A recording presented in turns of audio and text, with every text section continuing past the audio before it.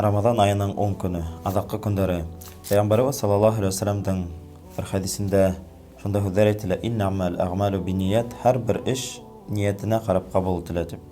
Тагыла икенче бер хадистә, ошыга охшаган хадистә әйтелә: "Һәр бер эш адагына карап кабул ителә" дип. Шуңа күрә галимнәр әйтә: "Адаккы 10 көне Рамадан айының беренче 10 көненә караганда хәерлерәк һәм яхшырак" ди. Чөнки Аллаһ Тәгалә безнең эшләребезне адагына карап кабул ителә. Кеше мөмкин башта яхшы итеп башлап ебәрергә, күптәр изгелек кылырга, изге гамәлләр кылырга, ләкин Рамадандың адаккы көндәрен гафләттә үткәрергә, игътибар бирмәй изгелекләргә үткәреп, Рамадандың савабына һәм Аллаһтың рәхмәтенә ирешмәү мөмкин. Шуңа күрә галимнәребез әйтә: аттар сабышканда, адаккы юлда, адаккы финишта улар бөтен көсөн һалып йөгерәләр һәм дә беренче килергә тырышкан кебек ди, кешеләр дә ди, именно адаккы юлда, адаккы көндәрдә Рамадан айының күбрәк көч түгергә һәм дә изгелекләребезне күбәйтергә дип сакыра. Пәйгамбәрбез саллаллаһу алейхи ва салламның тормышы безгә уга исбат булып тора. Пәйгамбәрбез саллаллаһу алейхи ва саллям адаккы 10 көнендә әйтелә, үзенең билдекләрен ныгытып тартып бәйләп куеп, төнге вакытта үзенең өйдә яшәгән өй әһелләрен төнге намазга уяткан. Ягъни Рамадан айы буенча ул бик күп гыйбадәтләр кылган, икенче айдарга караганда, ләкин Рамадан айының адаккы 10 көнендә ул тагы ла күбрәк изгелекләр кылган һәм дә гыйбадәттә үткәргән.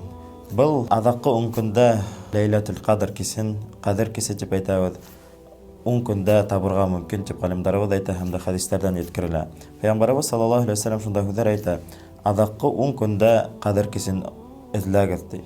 Икенче бер хадистә әйтелә: "Адаккы 10 көненең так, ягъни нечетный хандар көнендә эзләгез", ягъни 21-нче, 23-нче, 25-нче, 27-нче, 29-нче кистәрен эзләгез. Ягъни ошо көндәрдә Кадр кисенең булу вероятность күбәя. Ләйләтул Кадри хайрун мин альфи шаһр. Кадр кисе 1000 айдан да хәерлерәк. Ягъни 83 ел буе гыйбадәт кылган савабына ирешергә була. Шуңа күрә был адаккы көндәрдә һезгә гыйбадәттә үткәрергә тырышыр кирәк. Әз генә булһа 1 минутлык, 10 минутлык, 20 минутлык булһа гыйбадәтләрне күбәйтергә кирәк. Тәсбих әйтәгезме, дугалар кылагызмы, Кур'ан укыйгызмы, намаз укыйгызмы, 2 рәкъәт булһа намаз, я булмаһа 10 һум булһа садака бирһәгез дә кискеһен, был Аллаһтың алдында Кадр кисенә тап булһа, һез 83 ел буена, ягъни гомер буена 10 һум садака биргән савабына ирешергә була. Шуңа безнең бөек галимнәр әйтә, ошо кистәрдә әз генә булһа 1 һум булһын, 10 һум булһын, күпме кемнең хәленнән килә, садакагызды бүлеп һәр бер кис бирергә тырышыгыз ди. Әгәр дә Ләйләтул Кадр кисенә тап килһә, һез уңышка өлгәшкән кешеләрдән булырсыз ди.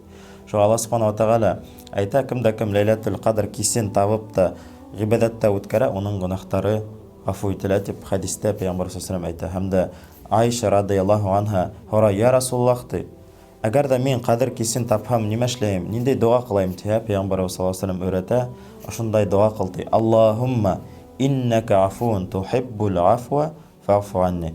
Я Раббым, һин гафу итүче, гафу итәргә яратаһың, минең гөнаһларымды гафу кыл. Аллаһ Субханаһу ва Тәгалә кабул итен, гөнаһларыбызды гафу итен. Ассаламу алейкум.